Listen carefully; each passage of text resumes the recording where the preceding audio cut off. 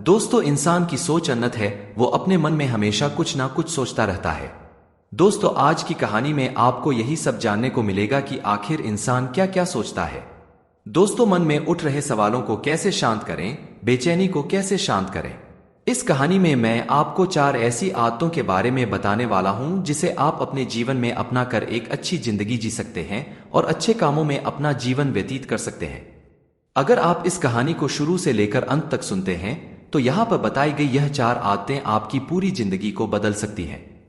अगर आप इन 4 आदतों को अपने जीवन में उतार लेते हैं तो फिर आप अपने जीवन को एक खुशहाल जिंदगी में बदल देंगे और फिर आपका मन कभी भी बेचैन नहीं होगा, ना ही उदास रहेगा और ना ही बेफिजूल के कामों में व्यस्त रहेगा। तो चलिए दोस्तों, अब हम अपनी कहानी की ओर बढ़ते हैं। दोस्तों, इससे पहले कि आप कहानी में खो जाएं तो दोस्तों चैनल को सब्सक्राइब कर लेना और कमेंट में नमो बुद्ध लिख देना। दोस्तों, बहुत समय पहले की बात है। एक बार किसी राज्य का राजकुमार महात्मा बुद्ध के पास आता है और वह महात्मा बुद्ध से कहता है, आप हमेशा कहते रहते हैं कि ध्यान करो, ध्यान करो, लेकिन मेरे लिए ध्यान करना तो दूर की बात है।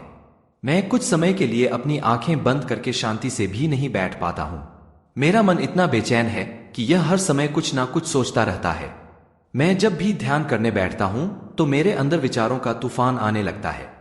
लोगों के बारे में सोचकर, अपने जीवन की बीती घटनाओं के बारे में और अपने भविष्य के बारे में, और ऐसी ही ना जाने कितने सारे अजीबोगरीब विचार लगातार मेरे मन में आते रहते हैं।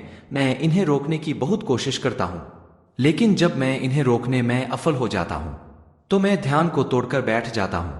इतनी बातें कहने के बाद वह राजकुमार बुद्ध की ओर देखता है और कहता है, बुद्ध, आप मेरी इस समस्या का कोई समाधान बताएं। बुद्ध ने कहा, मैं क्या समाधान बता सकता हूं? सोचो, तुम्हारा ही मन है, लेकिन यह तुम्हें कुछ देर तक आंख बंद करके बैठने भी नहीं देता है। कितना आजाद कर रखा है तुमने इसे। राजकुमार ने कहा, बुद्ध, मैंने बहुत सोचा लेकिन मुझे अपनी इस समस्या का कोई समाधान समझ नहीं मिला, इसलिए मैं आपकी शरण में आया हूं। अब आप ही कोई रास्ता दिखाए। बुद्ध ने कुछ देर तक राजकुमार के चेहरे की तरफ बड़े ध्यान से देखा और फिर कहा, ठीक है, तुम ये 4 आदतें छोड़ दो और फिर तुम्हारा मन लगने लगेगा। राजकुमार पूरे ध्यान लगाकर बुद्ध की बातें सुनने लगा। बुद्ध ने कहा, पहली आदत, दूसरों के मन को पढ़ना छोड़ दो। तुम और तुम्हारे जैसे ज्यादातर लोग यही गलती कर रहे हैं कि वो दूसरों की मन की बातों को पढ़ने का प्रयास कर रहे हैं कि अच्छा, सामने वाला मेरे बारे में क्या सोच रहा है, और यही एक आदत तुम्हें सबसे ज्यादा बेचैन और परेशान कर रही है। ज्यादातर उत्सवों पर लोग दूसरों के मन की बातों को गलत और नकारात्मक तरीके से ही पढ़ते हैं।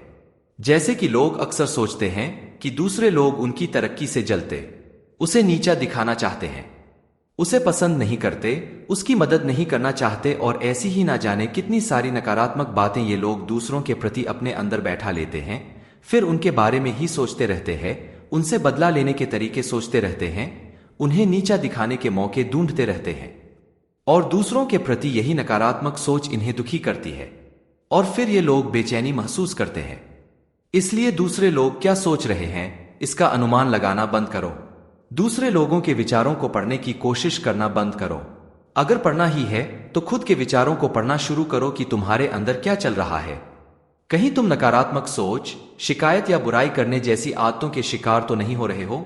बुद्ध ने कहा, दूसरी आदत ये सोचना कि असफल हो गए हो तो लोग हंसेंगे। हंसने दो।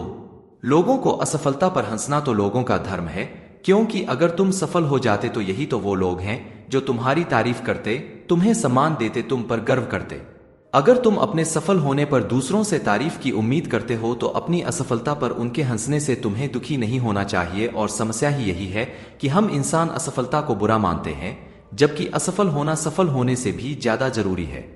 क्योंकि बिना असफल हुए सफल इंसान के अंदर घमंड और दूसरों को खुद से छोटा समझने की भावना पैदा करती है, जबकि असफलता हमें विनम्र रहना, धैर्य रखना और लगातार प्रयास करना सिखाती है। इसलिए असफलता को बुरा मत समझो, और अगर तुम्हारे काम में असफल होने की संभावना नहीं है तो इसका अर्थ है कि तुमने अपना लक्ष्य अपनी क्षमताओं से छोटा बनाया है। और अगर लोग तुम पर हंस नहीं रहे, तुम्हें ताने नहीं मार रहे हैं, तुम्हारी बुराई नहीं कर रहे हैं, तो तुम अंदर से मरे हुए हो। तुम अपने मानसिक सीमाओं से बाहर जाकर कुछ नया करने का प्रयास नहीं कर रहे हो, क्योंकि असफल भी वही होता है जो कुछ नया करने का प्रयास करता है। और एक बात हमेशा याद रखना, अगर तुम्हारे अंदर असफल होने का साहस नहीं है तो तुम कभी भी बड़ा लक्ष्य हासिल नहीं कर सकते जो तुम करना चाहते हो। इसलिए असफल होने और लोगों के हंसने से डरना बंद कर दो। बुद्ध ने आगे कहा, तीसरी आदत समय को काटना छोड़ दो। लोगों को लगता है कि वो समय को काट रहे हैं, लेकिन असल में समय हर बार उन्हें काट रहा है। लोगों के द्वारा समय को व्यर्थ के कामों में बर्बाद करने का केवल एक ही कारण है, और वह यह है कि उन्हें लगता है कि उनके पास बहुत समय है, जबकि सच्चाई यह नहीं है, क्योंकि उनसे पहले वाले लोगों को भी यही लगता था कि उनके पास बहुत समय है। लेकिन उन्हें पता नहीं चल पाया कि कब समय बीत गया और उनका बुलावा आ गया, और जब तक उन्हें अपनी गलती का एहसास हुआ तब तक समय उनके हाथ से निकल चुका था। बस पश्चाताप रह गया था कि सारा जीवन व्यर्थ के कामों में बर्बाद कर दिया, और फिर वो चले गए इस दुनिया से बिना खुद को जाने, बिना इस जीवन की सच्चाई को समझे।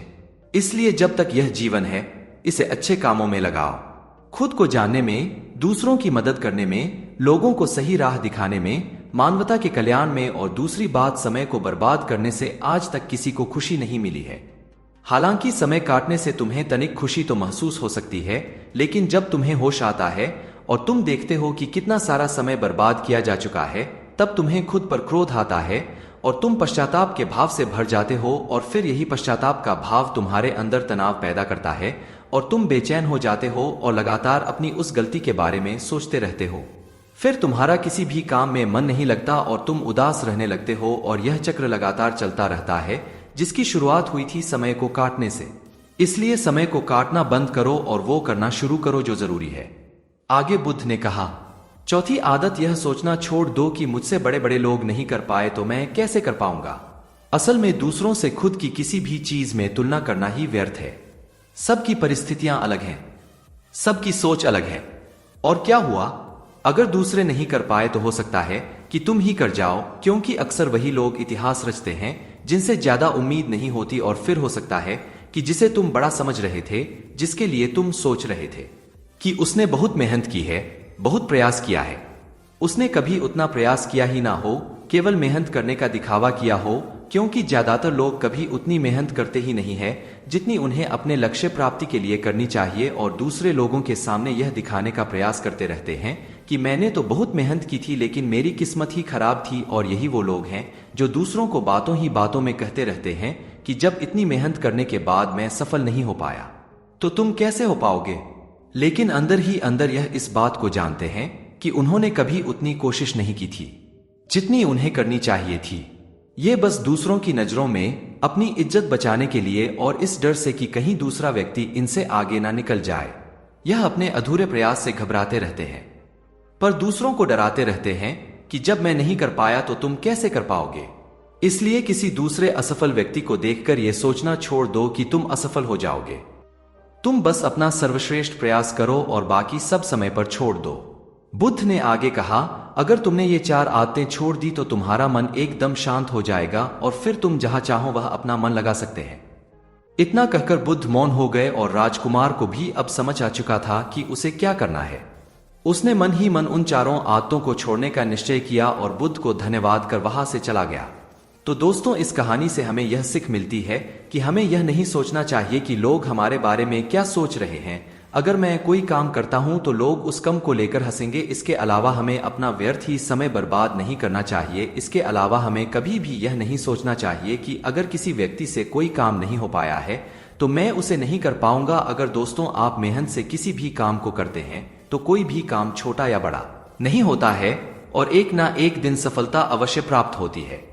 दोस्तों, कहानी पसंद आई हो तो चैनल को लाइक करके सब्सक्राइब जरूर कर लेना। दोस्तों, मिलता हूँ फिर एक नई कहानी के साथ, तब तक अपना ख्याल रखें।